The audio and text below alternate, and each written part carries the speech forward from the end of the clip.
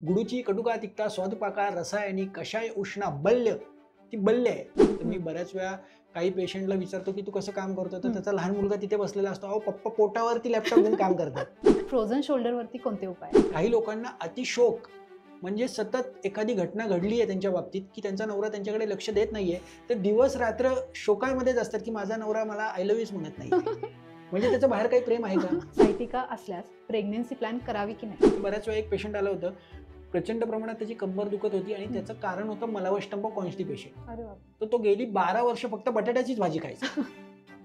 बटाट्याची भाजी आणि चपाती याच्या व्यतिरिक्त त्यांनी 12 वर्षात दुसरं काहीच खाल्लं नव्हतं. तर मणक्याचे आरोग्य चांगले राहण्यासाठी आहारामध्ये कोणत्या अन्न पदार्थांचा समावेश करावा? म्हणजे आज आपण बसलेलो आहोत, हे बघा तुम्ही फक्त हात वरती घेतलाय, मी स्लाइटली टिल्टेड करतोय, पण त्यामध्ये आताच तुम्ही उल्लेख केला फेशियल मॅनिप्युलेशन, तर त्याची प्रोसेस काय असते आणि त्याचे फायदे काय असतात? चक्कर येणं जो प्रकार आहे that is the carotid artery pinching syndrome.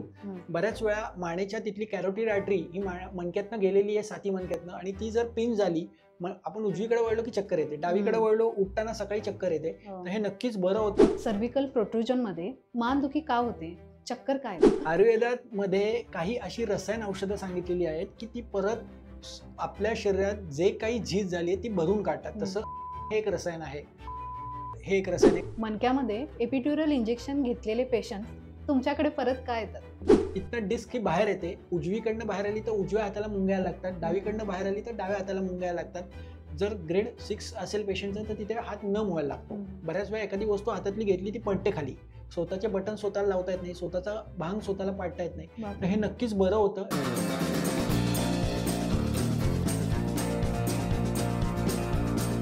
मणक्याचे विकार, कंबरदुखी, पाठदुखी एकदा मागे लागली की ती आपली पाठ सोडत नाही. पण त्यावर सर्जरी हा एकमेव उपाय आहे का? विना सर्जरी आयुर्वेदामध्ये काही प्रभावी उपचार पद्धती आहेत का? हे आज आपण जाणून घेणार आहोत MD आयुर्वेद डॉक्टर विराज भंडारी यांच्याकडून. त्यांचा जवळपास 15 वर्षाहून अधिक वर्षे अनुभव असून भारतीय प्राचीन पद्धती आणि आधुनिक पद्धती यांची सांगड घालत त्यांनी आजपर्यंत 20,000हून अधिक पेशंट्सना विना सर्जरी बरे केले आहे. चला तर मग आज आपण एक छान उहापोह त्यांच्यासोबत करून याबद्दल अधिक माहिती जाणून घेऊया. सर, तुमचे खूप खूप स्वागत आहे आमच्या उहापोह यूट्यूब चॅनलवरती. नमस्कार. तर सर, हाडांचे विकार आणि मणक्यांचे विकार झाल्यावरती आपल्याला सर्वात प्रथम आठवते ती म्हणजे ॲलोपॅथी ट्रीटमेंट. तर आयुर्वेदामध्ये या विकारांवरती काही उपचार पद्धती आहेत का आणि त्या किती प्रभावी आहेत? हाडांच्या समस्या ज्या आहेत त्यामध्ये बरेच वेगवेगळे हाडांचे विकार हे आपल्याला समाजात आता बघायला मिळतात.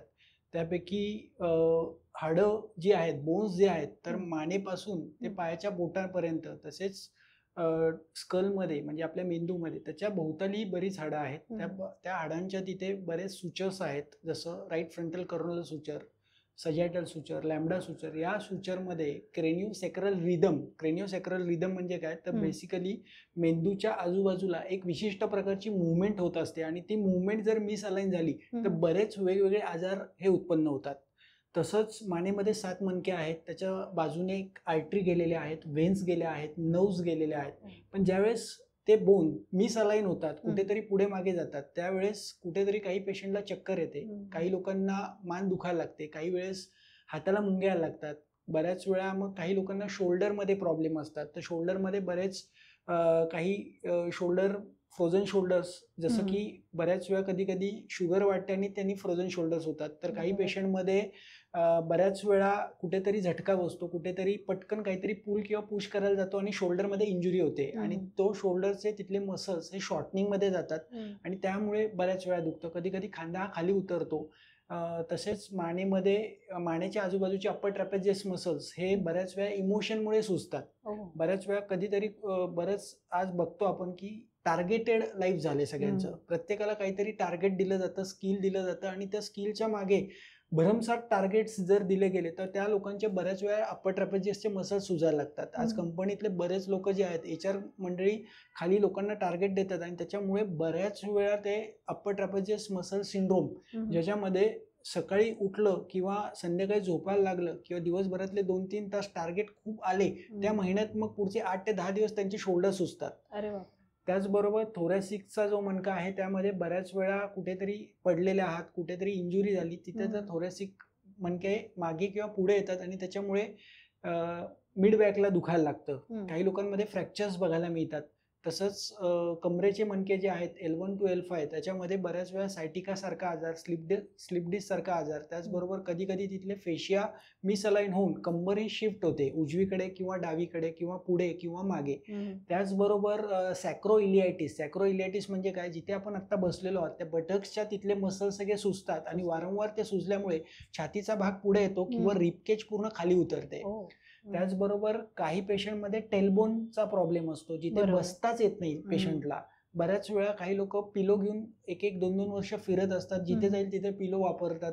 जरी पिलो वापरतात तरी ते पेन त्यांचं काही कमी होत नाही. त्यांच्या मनाला वाटतं की मी पिलो वापरतोय आणि माझं पेन हे कमी होतंय, पण असं होत नाही. बऱ्याच वेळा तो टेलबोन 20 ते 25 डिग्री उजवीकडे किंवा डावीकडे किंवा पुढे किंवा मागे गेलेला असतो, किंवा तो टेलबोन मिसअलाइन होऊन पुढे मागे झालेला असतो. त्याचबरोबर गुडघे बऱ्याच लोकांचे दुखतात किंवा पेल्विसचा भाग हा पुढे मागे गेल्यावर सगळं प्रेशर हे गुडघ्यावरती येतं आणि गुडघ्यामध्ये कधी कधी काही लोकांमध्ये पाणीच असतं. त्याचबरोबर गुडघ्याचे लिगामेंट्स, तिथले सांधे झिजायला लागतात आणि त्याच्यामुळे 2 गुडघ्यातलं अंतर हे कमी व्हायला लागतं. त्याचबरोबर आपण काही पेशंटमध्ये बघतो की लहान सांधे दुखतात, त्याच्यामध्ये युरिक ऍसिड वाढलेलं असतं आणि युरिक ऍसिड वाढल्यामुळे बऱ्याच वेळा हाताची बोटं, पायाची बोटं सुजायला लागतात. चिकनगुनियासारखा जो आजार आहे त्याच्यामध्ये पायाची बोटं, अँकलचा भाग सगळा हा सुजायला लागतो. थोडंसं उठायला लागलं की दुखायला लागतं. त्याचबरोबर अँकल्समध्ये अशी बरीच आजार, या हाडांच्या समस्या या बऱ्याच वेगवेगळ्या पद्धतीने आज माणसाला भेडसावतात. जर योग्य आयुर्वेदिक उपचार जर घेतले, त्याचबरोबर पथ्य जर व्यवस्थित पाळली गेली तर नक्कीच हे आजार बरे होतात. तर त्रिदोषाचा आणि मानदुखी व कंबरदुखीचा काही संबंध आहे का? एक लक्षात घ्या, त्रिदोषाचा सगळ्याचा संबंध आहे. आज आपण या खुर्चीवरती बसलेलो ही पंचमहाभूतात्मक आहे. पृथ्वी, आप, तेज, वायू, आकाश. तसं मान जे आहे, सर्व इदम पांचभौतिकम अस्मिन अर्थे. सर्व जे पदार्थ आहेत किंवा सर्व स्नायू, मानेचे सगळे भाग हे सगळे त्रिदोषापासूनच बनलेले आहेत. आणि त्रिदोषामधनं वात, पित्त, कफ. जसं एक लक्षात घ्या, मानेचा भाग जर आपण बघितला तर मानेचा सुरुवातीचा जो भाग आहे हा वातापासून बनलेला आहे. मानेची मधली मिड मान जी आहे ती पित्तापासून बनलेली आहे आणि शेवटचा मानेचा जो भाग आहे हा तो कफापासून बनलेला आहे. अच्छा, म्हणजे तिन्ही दोष तितकेच महत्वाचे आहेत. येस. तर एक लक्षात घ्या, आणि त्या तिन्ही दोषांचे सबदोष आहेत. जसं वातामध्ये प्राण, उदान, समान, अपान आणि व्यान. प्रत्येक गोष्ट जी आहे ती उत्पत्ती आहे, स्थिती आहे आणि लय.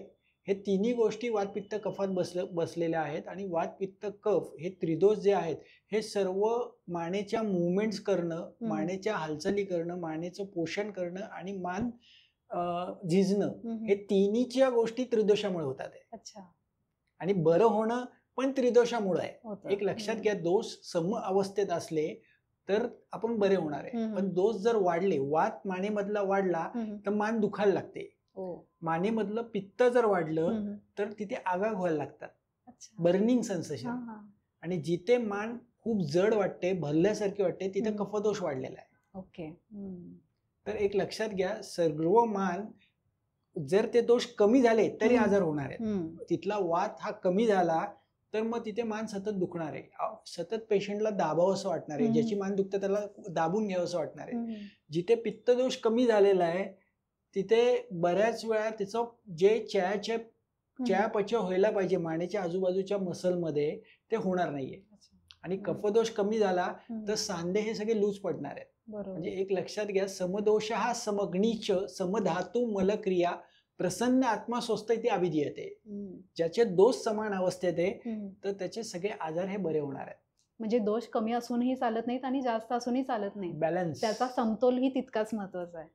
बरोबर आहे. बरोबर. मणक्याचे ऑपरेशन करून देखील बऱ्याच जणांना कमरेचा त्रास असतो, तर त्या व्यक्तींनी काय करावे? एक लक्षात घ्या, पहिली गोष्ट आहे की diagnosis is very important than the treatment. Correct. आज आपण बऱ्याच वेळा काय करतो की आपण MRI काढतो आणि डॉक्टरकडे जातो की माझी कंबर दुखती आहे किंवा माझं ऑपरेशन झालंय. परंतु एक लक्षात घ्या, diagnosis is very very very important than the treatment. बरोबर. कारण बऱ्याच वेळा लोक उपचार करत असतात, पण योग्य उपचार, योग्य निदान हे जोपर्यंत होत नाही तोपर्यंत ते उपचार लागू पडत नाही. आज माझ्याकडे येताना पेशंट बऱ्याच वेळा 2-2, 3-3 ऑपरेशन करून माझ्याकडे येतात आहे. परंतु काय होतं, आज ॲलोपॅथी सायन्समध्ये डिसेक्टॉमी किंवा लॅमिनेक्टॉमी नावाचं ऑपरेशन केलं जातं, ज्याच्यामध्ये 2 मणक्यातलं अंतर जे आहे ते कमी झालेलं असतं, गादी मागणं बाहेर आलेली असते आणि त्यावेळेस ॲलोपॅथी डॉक्टर ती गादी कट करतात आहे. म्हणजे गादी सरकते का? गादी सरकते. ओके. त्यावेळेस ते लोक गादी कट करतात, पण गादी कट करून ते 2 मणक्यातलं अंतर वाढवत नाहीये. बरोबर. आज मॅन्युअल थेरपीमध्ये बऱ्याच वेळा जे मॅन्युअल थेरपी करणारे डॉक्टर्स आहेत ते 2 मणक्यातलं अंतर वाढवतात आहे, जेणेकरून गादी ही वारंवार बाहेर यायचा प्रकार कमी होतो. बरोबर. तर एक लक्षात घ्या, ऑपरेशन न करताही बरेच मणक्याचे आजार हे बरे होतात. परंतु आज काय झालंय, समाजामध्ये सगळे ॲलोपॅथी डॉक्टर्सचा प्रभाव आहे आणि एक लक्षात घ्या, ॲलोपॅथी शास्त्र हे आता येत्या 200 वर्षात आलेलं शास्त्र आहे. आणि लोकांना कुठेतरी इन्स्टंट रिझल्ट हवा असतो की बाबा चला ऑर्थोपेडिक कडे जातो आणि मला पटकन 2-4 दिवसात रिलीफ मिळेल, असा काहीतरी त्यांचा गैरसमज असतो. बरोबर आहे. पण ते मुळापासून जाणंही तितकंच गरजेचं आहे.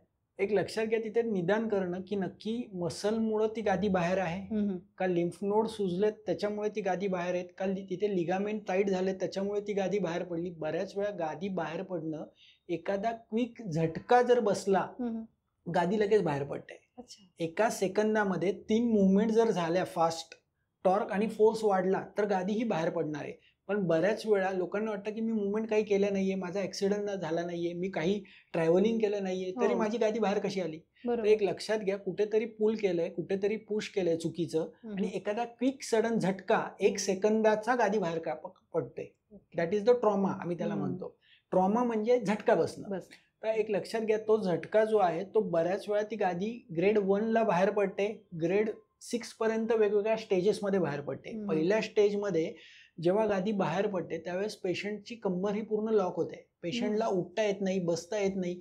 बसतानाही पेशंट या पद्धतीने उठतो आणि या पद्धतीने बसतो, म्हणजे त्याला धड उठता येत नाही, धड बसता येत नाही, टॉयलेटला जाता येत नाही, कुठल्या मुवमेंट्स करता येत नाही. ॲक्यूट कंडिशनमध्ये फार पेशंटनी त्या काळामध्ये कमीत कमी 4 दिवस झोपून जर राहिला पेशंट तर ऑटोमॅटिक ते हील होतं. त्याचबरोबर ग्रेड 2 मध्ये सकाळी उठलं की कंबर अवघडते. सकाळी झाली रे झाली, बेडवरनं उठायची वेळ आली, कंबर अवघडलेली असते 20 मिनिटं ते 30 मिनिटं. त्याचबरोबर ग्रेड 3 मध्ये मुंग्या येतात, ग्रेड 4 मध्ये नमनेस असतो, ग्रेड 5 मध्ये पायातली चप्पल निष्ठायला लागते, ग्रेड 6 मध्ये लघवीचा कंट्रोल, संडासचा कंट्रोल, मोशनचा कंट्रोल जातो, ग्रेड 7 मध्ये पूर्ण पाय हा पॅरलाइज होतो. म्हणजे सेन्सेशन सगळंच निघून जातं, सगळे सेन्सेशन पूर्ण लकवाच मारता बॉडीला. तर एक लक्षात घ्या, हे सगळे जे स्टेजेस आहेत हे गादी बाहेर येण्याचे स्टेजेस आहेत. तर योग्य वेळी योग्य निदान जर झालं आणि ते कशामुळे झालंय तर एक लक्षात घ्या, ऑपरेशन हा पर्याय नाहीये. विना ऑपरेशन सध्या आयुर्वेदिक उपचार, त्याचबरोबर मॅन्युअल थेरपी आणि योग उपचार, हे जर 3 उपचार जर केले गेले आणि त्याचबरोबर आहार, विहार आणि झोप ही जर व्यवस्थित असेल तर नक्कीच तशा प्रकारचे पेशंट हे बरे होतात. मणक्याचा टीबी झाला असेल तर काय करावं? मणक्याच्या टीबी मध्ये बऱ्याच वेळा आता सध्या AKT नावाची ट्रीटमेंट आपल्या गव्हर्नमेंट हॉस्पिटलमध्ये आणि इतर ॲलोपॅथी डॉक्टर सध्या देतात आणि त्याचबरोबर आयुर्वेदिक उपचार त्याच्यासोबत जर चालू केले, बऱ्याच वेळा टीबीच्या पेशंटमध्ये बऱ्याच वेळा काही पेशंटला AKT घेऊनही दुखत असतं, कंबर दुखते, बऱ्याच वेळा काही लोक डिप्रेशनमध्ये जातात, काही लोकांना वाटतं आता टीबी झाला म्हणजे त्यांच्यासोबत जेवायचं की नाही. घरातल्या व्यक्तींना प्रश्न असतो की त्यांच्या शेजारी मी झोपू का नको, त्यांच्या शेजारी मी लहान पोरांना खेळायला सोडायचं का नाही. तर लक्षात घ्या, मणक्याचा टीबी हा संसर्गजन्य नाहीये. मणक्याच्या टीबीमध्ये पेशंटनी फक्त AKTची औषधं, त्याचबरोबर काही आयुर्वेदातली रसायन औषधं जर दिली आणि त्याचबरोबर योग उपचार आणि त्याचबरोबर काही मॅन्युअल थेरपी ज्याच्यामध्ये क्रायोप्रॅक्टर, ऑस्टिओपॅथ, रॉल्फिंग स्ट्रक्चरल इंटिग्रेशन, त्याचबरोबर फेशियल मॅनिप्युलेशन, व्हिसरल मॅनिप्युलेशन, अशा काही ट्रीटमेंट ज्या आहेत की ज्याच्यामध्ये बोन बॅलन्स, त्या आजूबाजूच्या टीबीच्या तिथले मसल बॅलन्स, लिगामेंट बॅलन्स जर केले तर त्यांचं पेन हे लगेच कमी होतं. या ट्रीटमेंटबद्दल आपण सविस्तरपणे पुढे बोलूच, पण त्याआधी मला अजून एक प्रश्न विचारायचा आहे, तो म्हणजे मणक्याचा कॅन्सर बरा होऊ शकतो का?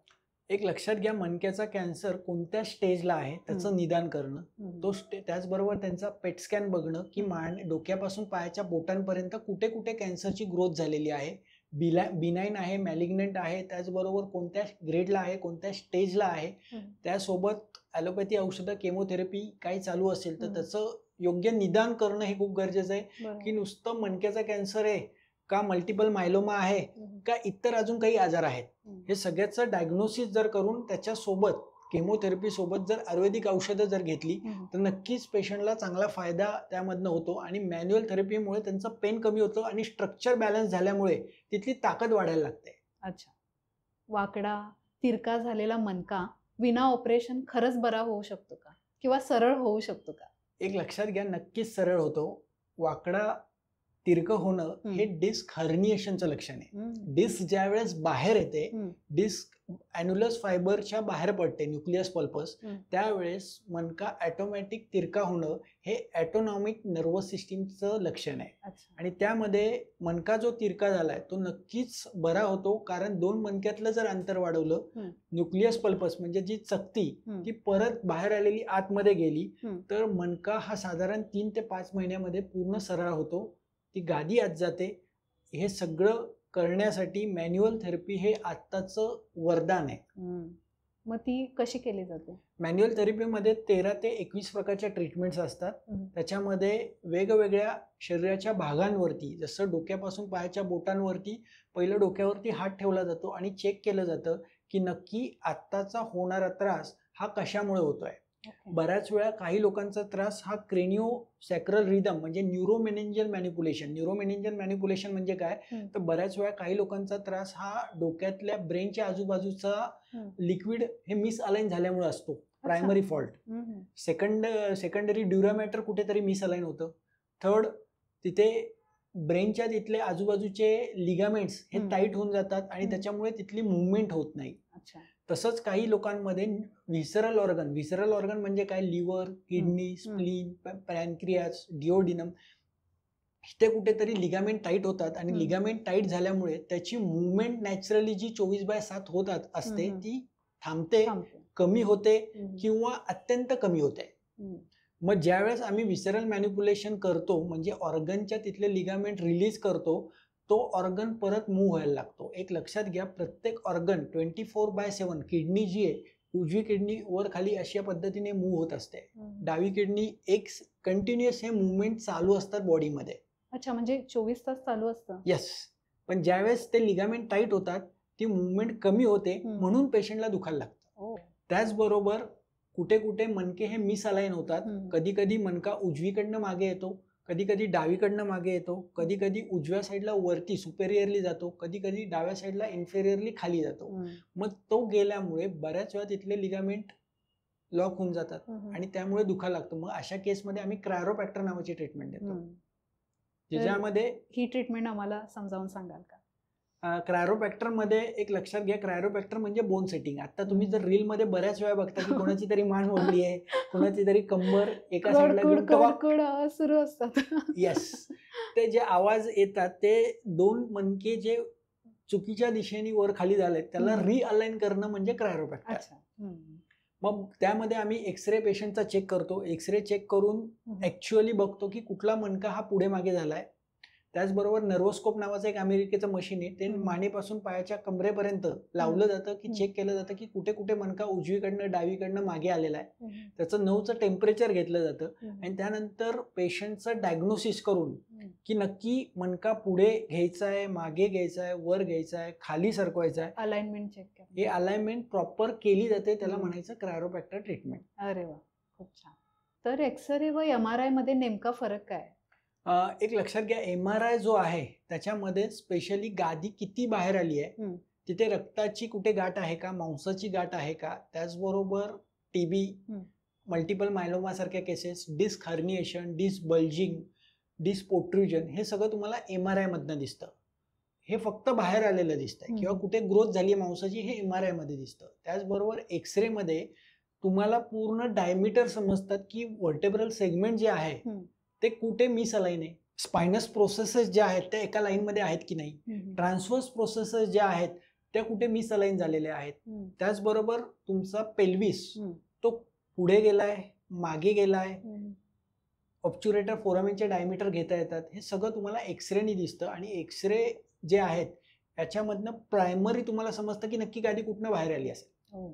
आणि पेशंटचा उजवा पाय दुखतोय का डावा पाय दुखतोय हे तुम्हाला डायरेक्ट एक्सरे मधनं दिसतं. MRI हा फक्त गादी बाहेर येणं, त्याचा एपिकॅनॉल किती राहिला हे समजतं. हम्म. तर या दोघांमध्ये दोन्ही गोष्टी केल्या गेल्या पाहिजेत की डायग्नोसिसला त्याच्यामुळे खूप चांगला फायदा होतो. त्याचबरोबर स्कॅनोग्राम नावाची एक तिसरी पद्धत केली आता इंडियामध्ये केली जाते, ज्याच्यामध्ये डोक्यापासून पायापर्यंतचा एक एक्सरे केला जातो. तुमचे शोल्डर्स, तुमचा पेल्विस, तुमचे पायाचे पंजे हे सगळं त्याच्यामध्ये दिसतं की कोण कुठे पुढे मागे गेलेलं आहे. अच्छा. मणका झिजल्यास काय करावे व मणक्यामध्ये गॅप झाल्यास ती गॅप भरून काढता येऊ शकते का? एक लक्षात घ्या, शिर्यते तत शरीरम. जे झिजतं ते शरीर. आपलं शरीर आपल्या वयामानानुसार सतत डिजनरेटिव्ह चेंजेस झिजत असतं आणि झिजणं ही नॅचरल अवस्था आहे. पण झिजलेलं शरीर हे परत रिअलाइन किंवा रिजनरेट आणि रिज्युनेट या तिन्ही गोष्टी करता येऊ शकतात. हो. एक लक्षात घ्या, आवळा हे रसायन आहे जे च्यवनप्राशमध्ये तुम्ही नक्कीच ऐकलं असेल. हो.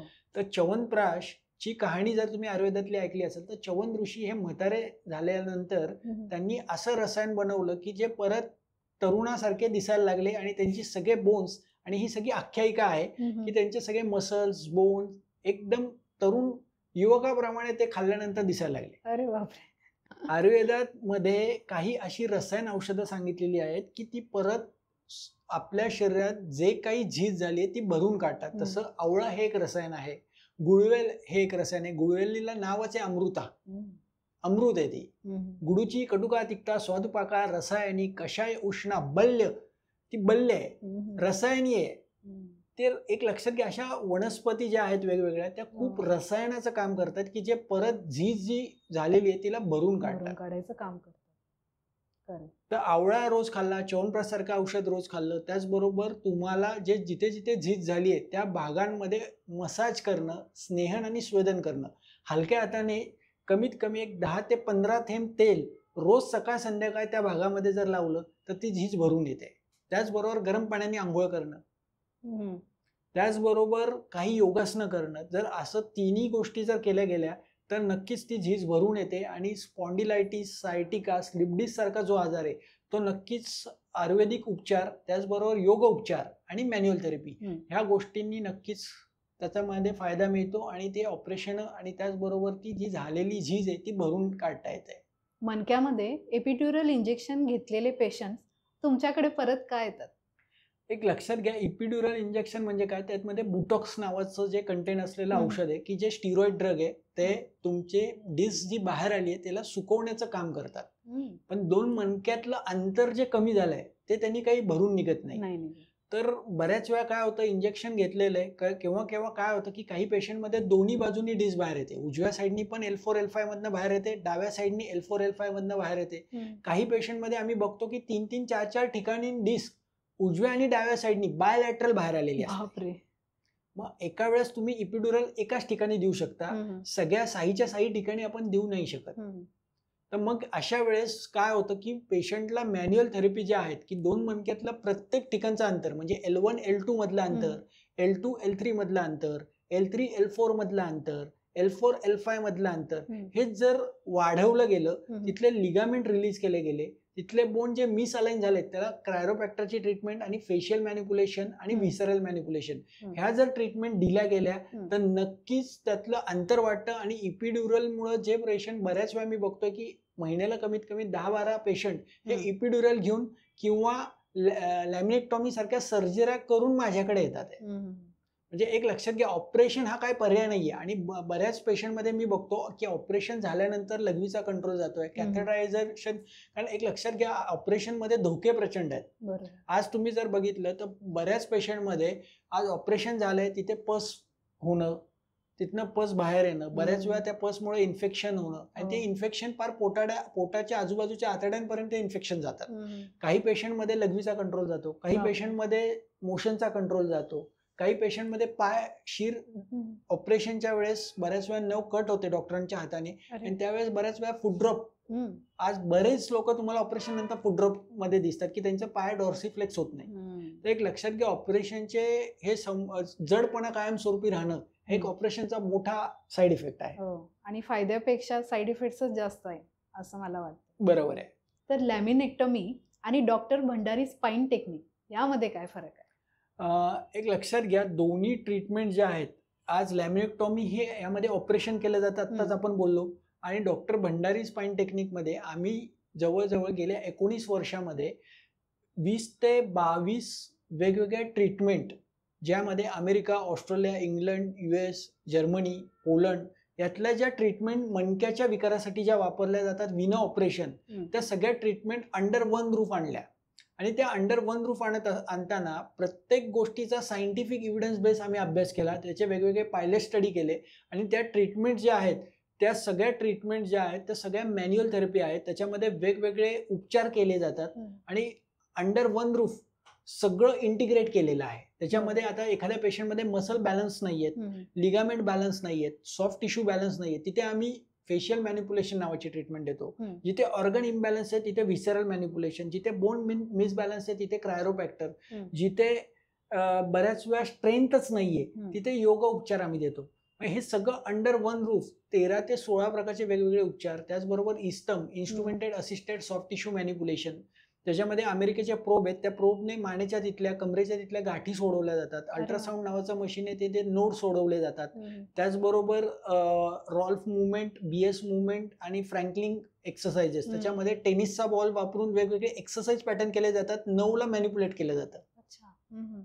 हे सगळं अंडर वन रूफ केलं जातं आणि त्याच्यामुळे त्याचे रिझल्ट्स जे आहेत ते खूप एनहान्स होतात. कारण पेशंट जो काही तिरका झालाय, पुढे मागे गेलाय, त्याची शोल्डर पुढे मागे, रिपकेज खाली उतरली, ती परत रिअलाइन झाल्यामुळे पेशंटला परत होण्याचा आजाराचा जो प्रकार आहे तो जवळजवळ 100% कमी आहे. परत त्रास होत नाहीये, कारण त्या दोन मणक्यातलं अंतर वाढलेलं आहे, गादी परत आतमध्ये गेलेली, आजूबाजूचे मसल हे नॉर्मल झालेत, रिजनरेट झालेत, रिज्युनिएट झालेत. या सगळ्या गोष्टींनी खूप चांगला फायदा पेशंटमध्ये बघायला मिळतोय. आताच तुम्ही उल्लेख केला फेशियल मॅनिप्युलेशन, तर त्याची प्रोसेस काय असते आणि त्याचे फायदे काय असतात? फेशियल मॅनिप्युलेशन ही जी ट्रीटमेंट आहे त्यामध्ये अॅनाटॉमी ट्रेन्स, आज तुम्ही गुगलला टाकलं तरी तुम्हाला त्याचे बरेच माहिती मिळेल. त्याचबरोबर रॉल्फिंग स्ट्रक्चरल इंटिग्रेशन हे गुगलला टाका, जे लोक आज हा एपिसोड बघत आहात, ह्याची सगळी बरीच माहिती त्याच्यावरती आज बरेच रिसर्च आर्टिकल पब्लिश झालेले आहेत. या 2 ट्रीटमेंट आम्ही कंबाईन केलेल्या आहेत आणि त्या 2 ट्रीटमेंटमध्ये पेशंटचा मसल पॅटर्न ग्रॅव्हिटी रिअलाइन केली जाते. ग्रॅव्हिटी रिअलाइन म्हणजे काय, तर पहिल्या सेशन, त्याचे टोटल 12 सेशन्स असतात. त्याच्यामध्ये पहिलं सेशन जे आहे त्याच्यामध्ये ब्रेथ बॅलन्स केला जातो, सेकंड सेशनमध्ये फूट बॅलन्स केले जातात, थर्ड सेशनमध्ये लॅटरल बॉडी बॅलन्स केली जाते, फोर्थ सेशनमध्ये तुमच्या शरीराची मधली बाजूचे सगळे मसल रिअलाइन केले जातात, फिफ्थ सेशनमध्ये तुमच्या शरीराच्या चेहऱ्यापासून ते पायाच्या बोटांपर्यंत पुढची बाजू रिअलाइन आणि रिबॅलन्स केली जाते. लेवल 6 मध्ये शरीराची मागची बाजू डोक्याच्या केसांपासून ते पायाच्या तळव्यांपर्यंत टाचेला पूर्ण, त्याचबरोबर तळपाय ते रिअलाइन केले जातात. त्याचबरोबर लेवल 7 मध्ये हेड आणि नेक बॅलन्स, त्यामध्ये बऱ्याच वेळा ओरल वर्क, तोंडाच्या आतमधनं काम केलं जातं, नेझल वर्क नाकाच्या आतमधनं काम केलं जातं. त्याचबरोबर लेवल 8 मध्ये बोथ फीट बॅलन्स, लेवल 9 मध्ये बोथ हँड बॅलन्स आणि 10th सेशन हे इंटिग्रेशन आहे लेवल 1 to 9चं, की जिथे पेशंटचं स्ट्रक्चर रिअलाइन नाहीये, जिथे कुठेतरी प्रॉब्लेम आहे ते आम्ही परत इंटिग्रेट करून ते प्रॉब्लेम सोडवले जातात. आणि हे सेशन प्रत्येक महिन्यातनं एकच दिवस केलं जातं. साधारण 3 ते 3.5 तासाचे उपचार केले जातात आणि 9 ते 12 महिन्यात ती डिस्क पूर्ण आत जाते. डिजनरेटिव्ह स्पाईनमध्ये मणक्यामध्ये फ्रॅक्चर होते का व हाडे झिजतात का? एक लक्षात घ्या, डिजनरेटिव्ह स्पाईनमध्ये बऱ्याच वेळा एखादी माणूस खुर्चीवर बसतोय आणि खुर्चीवर बसताना बऱ्याच वेळा त्याचा तोल जातो आणि मणक्याला फ्रॅक्चर्स होतात. आज बऱ्याच लोकांमध्ये वयाच्या 65 नंतर, 65 एज नंतर बऱ्याच वेळा रात्रीच्याला बाथरूमला उठावं लागतं, लघवीला उठावं लागतं, लाईट चुकून बंद केली असेल किंवा पाणी पडलेलं असेल तर आज बघा पाय घसरला जातो, तिथे फ्रॅक्चरचे प्रमाण जास्त आहे. तर हे फ्रॅक्चर नक्कीच भरून येतात. त्याच्यामध्ये आम्ही तैल पिचू, मेडिकेटेड ऑइल्स वेगवेगळे वापरतो आणि ते ऑइल्स गरम करायचे आणि ते गरम करून नॅपकिन तेलात भिजवून जर पाठीच्या त्या फ्रॅक्चर झालेल्या भागात 20 मिनिटं सकाळी 20 मिनिटं संध्याकाळी जर 42 दिवस ठेवला तर तिथले फ्रॅक्चर खूप लवकर भरून येतात. त्याचबरोबर तिथे आम्ही कार्ल्टन बोन मेथड नावाचं क्रायोप्रॅक्टर सेशन आहे. Carlton bone is a very small, very unique pressure given to that fracture part आणि त्याच्यामुळे खूप चांगल्या प्रकारे ते फ्रॅक्चर हील व्हायला मदत मिळते. त्याचबरोबर MET नावाचे एक्सरसाइज पॅटर्न तिथे फ्रॅक्चरसाठी आम्ही देतो, ज्यामध्ये मसल एनर्जी टेक्निक एक्सरसाइजेस ते करून तिथल्या आजूबाजूची एनर्जी जर वाढवली त्या मसलची तर तिथे जे फ्रॅक्चर झालेत ते हील व्हायला मदत मिळते. सर्व्हिकल प्रोट्रुजनमध्ये मानदुखी का होते? चक्कर काय येते? सर्वायकल पोट्रुजन म्हणजे काय, तर डिस्क बाहेर येणं. पोट्रुजन जो आहे तो पोट्रुजनमध्ये there is a 6 to 7 types. तर त्या पोट्रुजनमध्ये बऱ्याच वेळा मानेच्या 6-7th वर्टेब्रल सेगमेंट तिथनं डिस्क ही बाहेर येते. उजवीकडनं बाहेर आली तर उजव्या हाताला मुंग्या लागतात, डावीकडनं बाहेर आली तर डाव्या हाताला मुंग्या लागतात.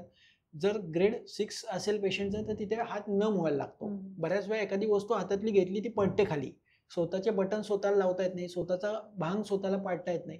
तर हे नक्कीच बरं होतं. मॅन्युअल थेरपी यासाठी वरदान आहे.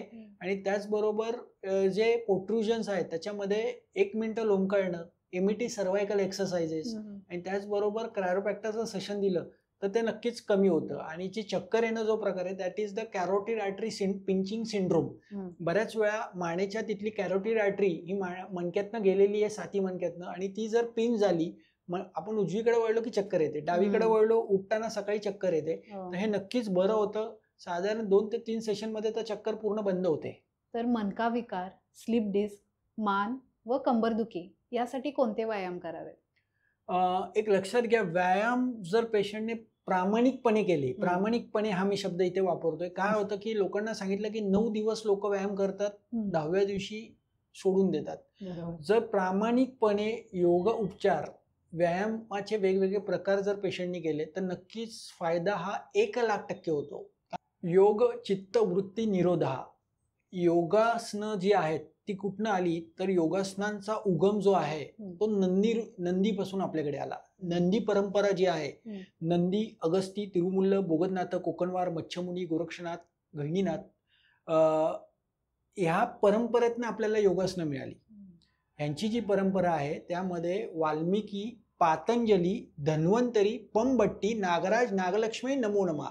तर एक लक्षात घ्या, पातंजलीनी योगसूत्र लिहिलं आणि योगासनांचा उगम तिथे आलेला आहे. पण ही सगळी योगासनं जी आली ती मनुष्याचे वेगवेगळे आजार बरे करण्यासाठी आली.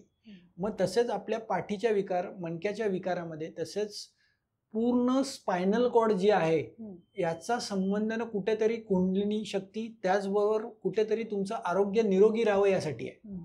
तर ही योगासनं करत असताना पृथ्वीच्या जवळ चाललं तर तुम्हाला श्वास सोडायचा आहे, पृथ्वीच्या वरती चाललो श्वास घ्यायचा आहे. मग त्यामध्ये योगासनांमध्ये आम्ही काय केलंय, आपल्याकडे एक आठवडा आहे, 7 दिवस आहेत. मग त्या 7 दिवसाला आपण काय करतो की सोमवारी एक विशिष्ट काही असणं, मंगळवारी काही विशिष्ट असणं, बुधवारी काही विशिष्ट असणं. तर सोमवारी आपण स्टँडिंग आसनं घेतो, जसं ताडासन, ऊर्ध्व हस्तासन, ताडासन, गोमुखासन, त्रिकोणासन, पार्श्व त्रिकोणासन, ही सगळी जी आसनं जी आहेत. त्याचबरोबर काही शवासनं. जर असा एक पॅटर्न आम्ही तो तयार केलेला आहे. त्याचबरोबर मंगळवारी बसून असणं, बसून आसनांमध्ये भरद्वाजासन, मरीचासन, जाणू ऊर्ध्वमुख शीर्षासन, जाणू अधोमुख शीर्षासन, वीरासन, अशी. बुधवारी परत तुम्हाला पोटावर झोपून आणि पाठीवर झोपून असणं. गुरुवारी काही slow movements pattern. Slow movements pattern म्हणजे काय, तर BS मुवमेंट आणि फ्रँकलिन मेथड यामध्ये काय केलेलं आहे, एक विशिष्ट मुवमेंट्स तुम्हाला दिल्या जातात आणि त्या मुवमेंटमध्ये जर आसनं केली गेली तर तुमच्या शरीराचा फेशिया हा रिअलाइन होतो आणि तिथे स्पेस निर्माण होत आहे. म्हणजे फ्री हँडेडली करायचे, फ्री हँडेड. त्याच्यामध्ये तुम्ही तुमच्या मोशन प्रमाणे तुम्हाला जेवढं सहन होतं त्या प्रकारच्या तुम्ही मुवमेंट करत ती आसनं करायची. म्हणजे आज आपण बसलेलो आहोत, हे बघा, तुम्ही फक्त हात वरती घेतलाय, मी स्लाइटली टिल्टेड करतोय, पण त्यामध्ये जेवढं जातं तेवढं तुम्ही जावा. सेकंड आसन करताना अजून थोडासा तुमचा फोर्स वाढवा. मग त्यामध्ये विशिष्ट वेगवेगळ्या मुवमेंट पॅटर्न. मुवमेंट्स म्हणजे काय, तर वेगवेगळ्या हालचाली, संत गतीच्या हालचाली करत काही आसनं करणं, त्यामध्ये काही थोडासा डान्स करणं. तर अशा प्रकारचे मुवमेंट्स इतक्या स्लो मध्ये करायचे आहेत की तुमचे स्पेस निर्माण होईल शरीरामध्ये, तुमच्या आजूबाजूच्या स्नायूमध्ये स्पेस निर्माण होईल आणि स्पेस निर्माण झाली तर 2 मणक्यातलं अंतरही वाढणार आहे. अरे वा, किती सोपी टेक्निक सांगितली तुम्ही. आता एक्सरसाइज तरी सांगितली, तर मणक्याचे आरोग्य चांगले राहण्यासाठी आहारामध्ये कोणत्या अन्न पदार्थांचा समावेश करावा? एक लक्षात घ्या, आपले जेवण जे आहे ते आपण जेवतोय हे आपल्या आतमधल्या परमात्म्याला आपण अन्न देतोय. तर अन्न शिजवण्यापासून आणि अन्न खाण्यापासून हा विधी खूप चांगल्या प्रकारे चरकाचार्यांनी सांगितलेला आहे. तर जेवण जे आहे ते षडरसात्मक आहार म्हणजे काय, आपलं ताट हे पूर्ण भरलेलं पाहिजे. त्याच्यामध्ये गोड पदार्थ हे जेवणाच्या सुरुवातीला खायचे आहेत, मधुर प्राया आश्रियात. आंबट खारट पदार्थ हे जेवणाच्या मध्ये खायचे आहेत. तिखट तुरट कडू पदार्थ हे जेवणाच्या शेवटच्या टप्प्यामध्ये खायचे आहेत. त्याचबरोबर काही लोणच्याचा समावेश आहे, चिंचेचा समावेश आहे, आवळ्याचा समावेश आहे. तो आपल्या अन्न, प्रत्येक वेगळ्या वेगळ्या प्रकारचं अन्न आपल्याला सेवन करायचं आहे. असं नाहीये की एक दिवस मी बऱ्याच वेळा, एक पेशंट आलं होतं, प्रचंड प्रमाणात त्याची कंबर दुखत होती आणि त्याचं कारण होतं मलावष्टंभ कॉन्स्टिपेशन. तर तो गेली 12 वर्ष फक्त बटाट्याचीच भाजी खायचा. बटाट्याची भाजी आणि चपाती याच्या व्यतिरिक्त त्यांनी 12 वर्षात दुसरं काहीच खाल्लं नव्हतं. मी म्हटलं, तुझी बायको कशी काय ती बटाट्याची भाजी रोज करून देते? तर एक लक्षात घ्या, पेशंट बरेच असे वेगळे वेगळे येतात. काही पेशंट माझ्याकडे आलते की नुसतं कोकोकोला दिवसभर पिणारे पण मंडळी आहेत, पाणी पित नाहीये, दिवसभर कोक पितात. बापरे. एक लक्षात घ्या, खाणं पिणं आहार विहार जो आहे तो बऱ्याच वेळा बऱ्याच लोकांचा ऋतूनुसार चेंज झाला पाहिजे. आता वर्षा ऋतूमधला आहार विहार, थंडीतला आहार विहार, हिवाळ्यातला आहार विहार, हा सगळा भारतीय संस्कृतीतले जे सण उत्सव आहे तो ते त्या प्रकारे त्या वैद्यांनी बसवलेले आहेत. आज आपण पुरणपोळी कधी खातो, दिवाळीमध्ये फराळ करतो. हे सगळं जे आहे, तुमचे जे त्रिदोष आहेत ते वेगळ्या वेगळ्या ऋतूमध्ये त्याचे सिक्रिशन्स होतात. कधी वाढ होते, कधी प्रकोप होतो. त्याच्यानुसार जर आहार विहार, एकदा जेवतो तो योगी, दोनदा जेवतो तो भोगी आणि 3 वेळा जेवतो तो रोगी. बऱ्याच लोकांना 9:30 वाजता जेवायला बसलोय, 9:30 वाजता जेवण केलंय, 10-10:30ला मावशी घरी आली, फराळ घेऊन आली आहे, डबा उघडला, खाल्लाय, परत ऑफिसला गेलोय, ऑफिसला मित्र भेटलाय, कॉफी घेतली, वडापाव खाल्लाय, त्यानंतर परत थोड्या वेळाने कोणतरी क्लायंट आलेले, क्लायंट सोबत एखादी मिसळ मागवली, ती खाल्ली आहे. यामुळे बऱ्याच वेळा अति प्रमाणात अन्न खाल्ल्यामुळे वेगवेगळे आजार निर्माण होतात. मग कुणाला आम्लपित्ताचा त्रास होतोय, कुणाला बीपीचा त्रास होतोय, कुणाला पाईल्सचा त्रास होतोय, कुणाला मूतखड्याचा त्रास होतोय. तर हे सगळे आजार जे आहेत, डायबिटीज, बीपी, हे सगळे तुमच्या आहारातनं आणि विचारातनं निर्माण झालेले आहेत. मग हे फक्त आहार व्यवस्थित न खाल्ल्यामुळे होतो की वेळा पण पाळल्या नसल्यामुळे देखील? एक लक्षात घ्या, बरेच लोक जेवण वेळ झाली म्हणून करतात, भूक लागली म्हणून जेवण केलं नाही. भूक लागली म्हणून जेवण केलं पाहिजे. सकाळचं जेवण हे 9:30 वाजता, संध्याकाळचं जेवण 6:30-7 वाजता जर केलं तर नक्कीच तुमचे नवीन निर्माण होणारे आजार हे बंद होणार आहेत आणि शरीरात आत्ता असलेले आजार हे बरे होणार आहेत. म्हणूनच म्हणतात, you are what you eat. Yes, correct. तर सायटिका म्हणजे काय व सायटिका डिस्क हर्निएशन मध्ये हातापायांना मुंग्या काय येतात? सायटिका म्हणजे आपली सायटिक नव जी पिंचिंग होते, जी कुठेतरी दबली जाते कारण डिस्क बाहेर आल्यामुळे. बऱ्याच वेळा 2 मणक्यातलं अंतर कमी होतं, गादी स्लिप होते, गादी स्लिप झाले की नव पिंच होते, पिंच झाले की मुंग्या चालू होतात. अच्छा. तर ह्या मुंग्या ज्या आहेत त्या विशिष्ट आहेत. म्हणजे L3 L4 ला गादी जर बाहेर आली तर पेशंटच्या किंवा त्या माणसाचा मांडीचा भाग दुखायला लागतो. L4 L5 मधनं गादी बाहेर आली तर पेंढरी दुखायला लागते. L5 S1 आणि S1 मधनं गादी बाहेर आली तर कमरेपासून पायाच्या बोटांपर्यंत दुखायला लागतं. मग काही पेशंटमध्ये मुंग्या येतात, काही पेशंटमध्ये पाय जड व्हायला लागतो. ही सगळी जी कारणं आहेत सायटिकाची, ती बऱ्याच वेळा कुठेतरी झटका बसतो, कुठेतरी पुश करतोय. बऱ्याच वेळा एका जागेवर खूप वेळ बसलेलो आहोत, बऱ्याच वेळा चुकीचं पोश्चर, चुकीचं उठणं, चुकीचं बसणं आणि चुकीचं झोपणं, यामुळे कुठेतरी झटका बसून ती सायटिक नर्व पिंच होते आणि मग सायटिका दुखायला लागते. अच्छा. तर ह्यावरती काय उपचार? याच्यामध्ये बेसिकली सगळ्यात महत्वाचं पहिलं, तिथली डिस्क जी आहे ती बाहेर येण्याचं मुख्य कारण काय. बऱ्याच वेळा कारण कधीतरी मणका पुढे जाणं, कधी कधी मसल ओढले जाणं, कधी कधी कुठेतरी ऑर्गन हे मिसअलाइन होऊन तिथले लिगामेंट टाईट होतात, कधी कधी तिथला फेशिया टाईट होऊन जातो, कधी कधी बऱ्याच वेळा त्या पेशंट मधले मानेचे मणके हालतात आणि सायटिकाचा त्रास चालू होतो. काही पेशंटमध्ये इमोशन हा एक महत्वाचा फॅक्टर देत आहे. बऱ्याच वेळा बरेच लोक वेगवेगळ्या प्रकारे विचार करतात. काही लोकांना अति विचार करायची सवय असते, काही लोकांना अति चिंता करायची सवय असते, काही झालं की चिंतेतच असतात. काही लोकांना अति शोक म्हणजे सतत एखादी घटना घडली आहे त्यांच्या बाबतीत की त्यांचा नवरा त्यांच्याकडे लक्ष देत नाहीये, तर दिवस रात्र शोकामध्येच असतात की माझा नवरा मला आय लव्ह यूच म्हणत नाही. म्हणजे त्याचं बाहेर काही प्रेम आहे का? मग तो सतत ती बाई किंवा तो नवरा सतत कुठेतरी शोकामध्ये असतो की माझी बायको नक्की माझ्यावर प्रेम करते की नाही, का तिचं बाहेर काही अफेअर आहे. मग एक लक्षात घ्या, या शोकामुळेही सायटिकाचा त्रास होतो. बापरे, म्हणजे आपले प्रत्येक इमोशन्स कुठेतरी आत अडकले जातात. येस. मग काही लोकांना अतिराग, काही झालं तरी ते सतत राग करत असतात आणि त्या रागाचा परिणाम पित्त वाढणं आणि पित्तदोष वाढल्यामुळे कंबरदुखी होणार. काही लोकांमध्ये अतिशोक, अतिराग, काही लोकांमध्ये प्रत्येकाला सतत कुणाला तरी दुखवणं, मत्सरी भावना, द्वेषाची भावना असते आणि त्यातनं त्या सायटिकाचा त्रास होतो. हे सगळे षडरिपू एक मोठं कारण आहे सायटिकाचं. खरं. त्याचबरोबर आपले विचार, आपले इमोशन्स हे खूप मोठं कारण आहे सायटिका होण्याचं. त्याचबरोबर कुठेतरी आपण खेळायला जातो आणि एखाद्या रविवारी पटकन क्रिकेट खेळताना बॅट किंवा बॉल फेकला जातो जोरात आणि ते पकडण्यासाठी वागतात आणि तिथे कुठेतरी कंबर लचक बसते.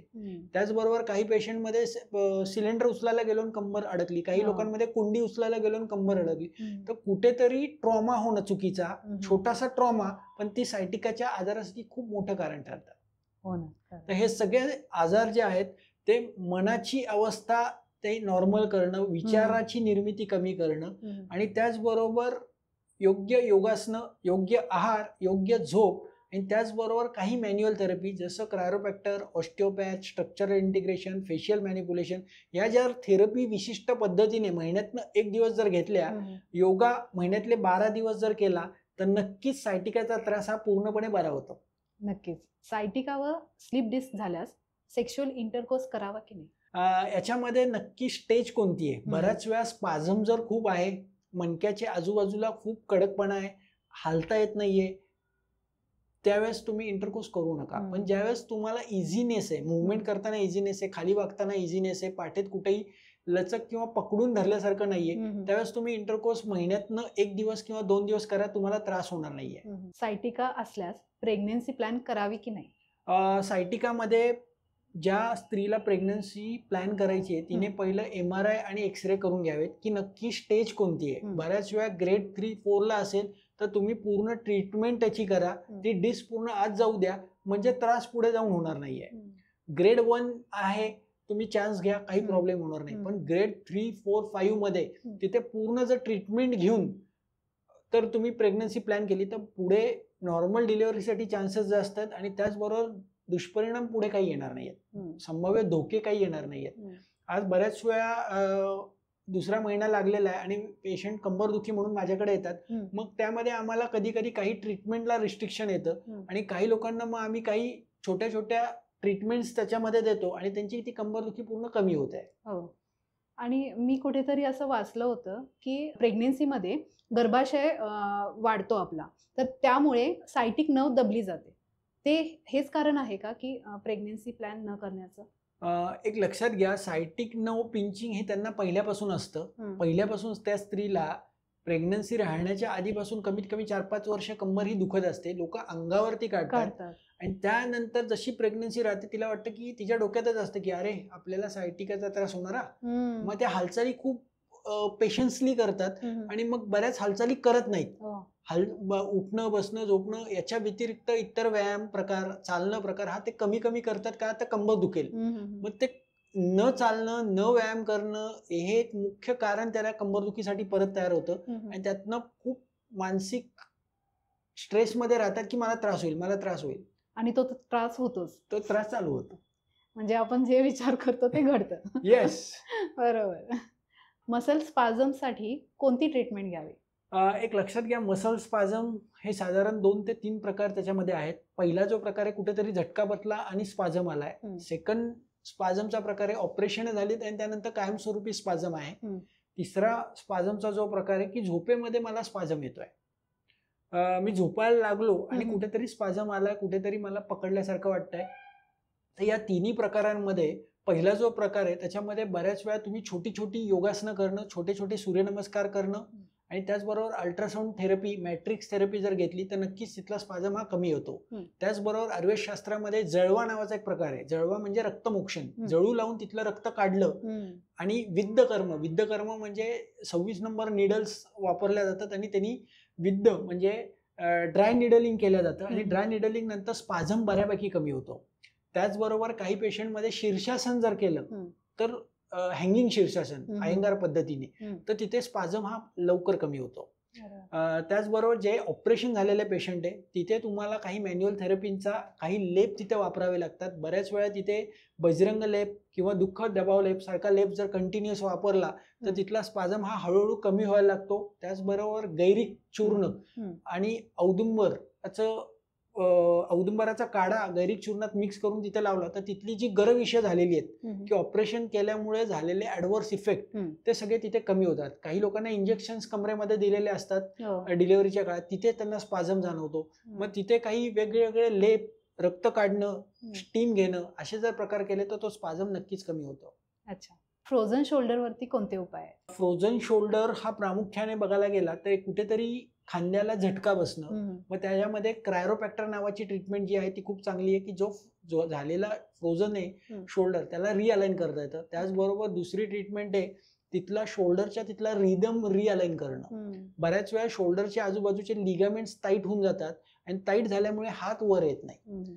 खांद्यामध्ये बोनमध्ये नॉर्मल असतो परंतु तिथले मसल्स टाईट होऊन जातात. हम्म. मग तिथल्या मसलच्या आजूबाजूचा जो फेशिया आहे त्याला सोडवणं, तिथले नोट्स सोडवणं, त्याच्यामध्ये इस्थम नावाची एक ट्रीटमेंट आहे ज्याच्यामध्ये पूर्ण नोट्स हे घासून तिथले सोडवले जातात. त्याचबरोबर तिसरी ट्रीटमेंट याच्यामध्ये की मला नुकताच फ्रोझन शोल्डर झालाय, हात माझा एक 45-50 डिग्री वर जातोय, मग अशा केसेसमध्ये लोंबकळणं हे सगळ्यात सुंदर उपचार. अरे वा. त्याचबरोबर आयुर्वेद शास्त्राने 2 उपचार खूप महत्वाचे त्यामध्ये सांगितलेत. त्याला अवबाहुक आयुर्वेद शास्त्रात म्हटलं जातं संस्कृतमध्ये. त्याच्यामध्ये मध, तूप, मीठ आणि अंड्याचा बल्क हे जर सगळं मिक्स करून तिथे लावलं शोल्डरच्या तिथे तर खूप चांगल्या प्रकारे शोल्डर मधला स्पाझम निघून जातो. आणि त्याचबरोबर नाकामध्ये 3 थेंब पाणी दात घासल्यानंतर, जेवल्यानंतर, दोन्ही सकाळच्या जेवल्यानंतर रात्रीच्या जेवल्यानंतर नाकात 3 थेंब पाणी सोडलं तर फ्रोझन शोल्डरचा त्रास हा 99% कमी होतो. त्याचबरोबर काही लोकांमध्ये शुगर वाढते किंवा फ्लक्च्युएट होते, HbA1c फार फ्लक्च्युएट होतात, त्यामुळे शुगरमुळे फ्रोझन शोल्डर होणं.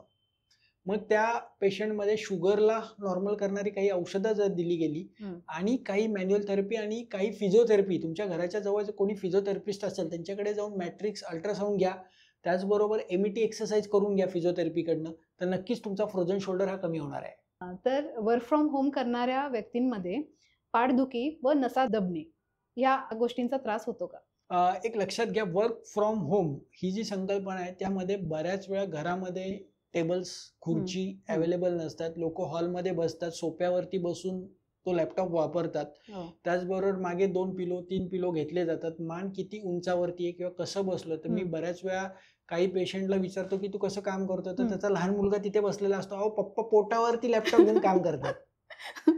म्हणजे एक लक्षात घ्या, बऱ्याच वेळा चुकीचं बसणं आणि तो लॅपटॉप कमीत कमी 4 तास 5 तास तशा प्रकारे चालवला, त्यामुळे बऱ्याच वेळा कुठेतरी नसांवरती दाब येतो आणि ती गादी स्लिप होते. बऱ्याच लोकांना त्याच्यामुळे सायटिकाचा त्रास होतो. तर आपले टेबल्स, आपले वापरणाऱ्या खुर्ची, तुम्ही जे बसणार आहात लॅपटॉप घेऊन, तर पाय हे पूर्ण जमिनीला चिकटले पाहिजे, पाठीमागे पूर्ण पाठ ही स्ट्रेट खुर्चीला चिकटली पाहिजे आणि टेबल हा एका विशिष्ट पोझिशनला पाहिजे की तुम्हाला इझीनेस आहे वापरताना. बऱ्याच वेळा मी बघतो काही CA आफ्टर ऑडिट, आफ्टर रिटर्नच्या फाईल केल्यानंतर माझ्याकडे कंबर धरून येतात, कारण बिकॉज त्यांचे टेबल्स जे आहेत, टेबलच्या समोर लोकांना बसण्याची सोय असते आणि PC असा आडवा असतो, कारण लोक आल्यानंतर त्यांच्याशी बोलता येईल आणि ह्या पोझिशन मध्ये ते 8-8, 12-12 तास काम करतात. आणि तसं काम केल्यामुळे बऱ्याच वेळा मग त्यांना स्पाझम होतो, मान दुखायला लागते, कंबर दुखायला लागते आणि कुठेतरी स्लिप डिस्कचा त्रास होतो. बरेच काही माझ्याकडे खूप सिटिंग करणारे लोक येतात की खूप वेळ बसलोय, खूप वेळ गाडी चालवली आहे. ड्रायव्हर्स लोक येतात, शेतकरी वर्ग समाजातले काही लोक येतात, काही लोक इंडस्ट्रीमध्ये काम करणारे येतात की एका विशिष्ट पोझिशन मध्ये ते 4 तास थांबतात, 5 तास थांबतात. बरेच सिव्हिल इंजिनियर्स येतात की मी बाबा खूप वेळ वर खाली करतोय आणि उभा आहे दिवसभर, मग त्यांना कुठेतरी कमरेचा, मणक्याचा त्रास चालू होतो, कारण तिथल्या मसल मधली स्ट्रेंथ ही कमी कमी व्हायला लागते आणि बोन हे तिरके तिरके व्हायला लागतात. तर हे सगळं जे आहे तुमचं पोश्चर, तुम्ही कसं उठताय, कसं बसताय, कसं चालताय, याच्यावरती तुमचा थोडासा तुमची जागृती पाहिजे. तुमचं सतत मनामध्ये हा प्रश्न तुम्ही तुम्हाला विचारला पाहिजे की माझं वय काय, माझं मन कशात अडकलंय आणि माझं पोश्चर उठणं बसणं झोपणं कसं आहे. यासाठी तुम्ही माझे पोश्चर प्रोग्राम नावाचा एक व्हिडिओ युट्यूब वरती आहे, डॉक्टर विराज भंडारी, तो नक्की बघा. कसं चालायचं याचा व्हिडिओ आहे युट्यूब वरती, तो नक्की बघा आणि तुम्ही घरातल्या लोकांना घेऊन बघा तो. मग काय होतं की आपली चूक आपल्याला समजत नाही की आपण कसं बसलोय. बरोबर. जेव्हा आई सांगते ए तू मान खाली घेऊन बसलास, चुकीचं ऑब्झर्वेशन खूप छान असतं. कोणतरी पाहिजे घरामध्ये की जे तुमचं ऑब्झर्वेशन करेल. भले तुमचे मिसेस आहेत, तुमचे हजबंड्स आहेत, मुलं आहेत, ते तुमच्याकडे लक्ष देतील की तुमचं उठणं, तुमचं बसणं, तुमचं चालणं हे बरोबर आहे की नाही. त्यातनं तुमचे आजार हे बंद होणार आहेत. पुढची निर्मिती आजाराची बंद होणार आहे. कारण हेतू हे एक मोठं आजार वाढवण्याचं कारण आहे. हेतू म्हणजे कॉज. कुठलाही आजार होतोय हा कारणाशिवाय होत नाही. एक लक्षात घ्या, महाभारत झालं कारण आहे, रामायण घडलं कारण आहे. ह्या पृथ्वीवरती कारणाशिवाय आजार होत नाही. बरोबर. कंबरदुखी आणि स्लीप डिस्क असल्यास त्या व्यक्तींनी इंडियन टॉयलेट वापरावे की वेस्टर्न कमोड? एक लक्षात घ्या, शक्यतो इंडियन टॉयलेट वापरण्याचा प्रयत्न करा. कारण इंडियन टॉयलेटमध्ये तुमचे हॅमस्ट्रिंग मसल आणि पोटाच्या आजूबाजूचे जे इंटेस्टाईनचे लूप आहेत ते ओपन होतात तुम्ही बसल्यानंतर, आणि त्याच्यामुळे ऑटोमॅटिक तुमचा मोशन पास होत आहे. बऱ्याच वेळा तुम्ही वेस्टर्न टॉयलेट जेव्हा वापरता तेव्हा कुथावं लागतं, जोर द्यावा लागतो, किंवा मोशन 2 दिवसातनं एकदा होते. काही लोकांना 3 दिवसातनं एकदा मोशन होते. कॉन्स्टिपेशनचा पण त्रास भरपूर होतो. येस. आणि त्याचबरोबर मग त्यांना काही मल साफ करणारी औषधं घ्यावी लागतात. काही लोक एरंड तेल पितात, काही लोक इच्छाभेदी रस घेतात, काही लोक पंचसकार, त्रिफळा चूर्ण, गंधर्वरीत, किंवा ती सवय बॉडी लागते की ते घेतलं तर पोट साफ होते. काही लोक तंबाखू लावल्याशिवाय मला पोट साफ होत नाही. काही लोक पण करतात, काही लोक स्मोक करतात, काही लोक पाणी भरपूर पितात, सकाळी उठून मग 2-3 ग्लास पाणी पितात. हे सगळं चुकीचं आहे. कुठल्याही गोष्ट न घेता आपलं पोट साफ झालं पाहिजे म्हणजे आपण निरोगी आहात. जर आपल्याला काहीतरी पावडर घ्यावी लागती, सिगरेट घ्यावी लागती, तंबाखू घ्यावी लागती, तर आपण रोगी आहोत. एक लक्षात घ्या, हे जर जे लोक करत आहात ते पहिलं बंद करायचंय. रात्री झोप न होणे हे देखील पाठदुखीचे कारण असू शकते का? एक लक्षात घ्या, निद्रा जी आहे ती कमीत कमी 8 ते 9 तास झोप ही प्रामुख्याने पाहिजे. ती नाही झाली तर अंग दुखणं, अंग मर्द, ज्वर हे लक्षण सांगितले झोप न झाल्याचं. त्यामुळे अंग दुखायला लागणारे, बारीक ताप येणारे, डोळे सुजणार आहेत, तर ही सगळी लक्षणं पुढे जाऊन वेगवेगळे आजार वाढवणार आहे. तर झोप होण्यासाठी तुमचे विचार पहिले कमी झाले पाहिजेत. अतिविचार खाली असायला हवं. अतिविचार, अतिचिंता, डोक्यामध्ये सतत विचार आणि भूतकाळात नाही राहायचंय, तर वर्तमानात जीवन जगायचंय. तुम्ही जर वर्तमानात जीवन जगलात आणि जे घडतंय ते प्रारब्ध, जे घडतंय ते प्रारब्ध, त्याचा स्वीकार करा. प्रत्येक गोष्टीचा स्वीकार करा. जे घडतंय ती भगवंताची कृपा आहे, गॉड गिफ्ट आहे.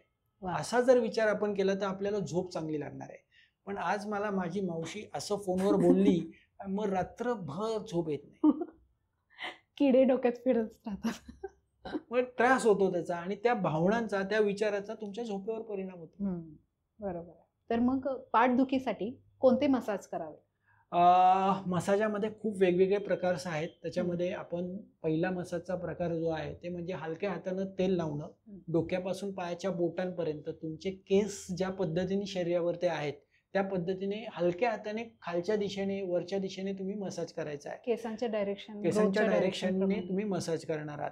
मग या मसाजमध्ये तुम्ही घरातलं तिळाचं तेल कमीत कमी 10 ते 15 थेंब एकेका भागी तुम्ही लावा. एकेका भागी म्हणजे काय, तर तुमचे हात आहेत, मानेपासून हातापर्यंत तुम्ही एक साधारण 10 ते 15 थेंब, डाव्या साईडचा हात मानेपासून पूर्ण पाठीला कमीत कमी 10 ते 15 थेंब, कमरेपासून पायाच्या बोटांपर्यंत 10 ते 15 थेंब हलक्या हाताने मसाज करायचा आहे. रगडायचं नाहीये, चोळायचं नाहीये. दुसरा मसाजचा जो प्रकार आहे त्याच्यामध्ये पोटली मसाज. पोटली मसाज म्हणजे काय, त्याच्यामध्ये वाळू गरम केली जाते आणि त्या गरम वाळूला मोहरीच्या तेलात गरम केलं जातं आणि पुरचुंडी बाजून त्याचा थोडासा हलक्या हाताने मसाज केला जातो.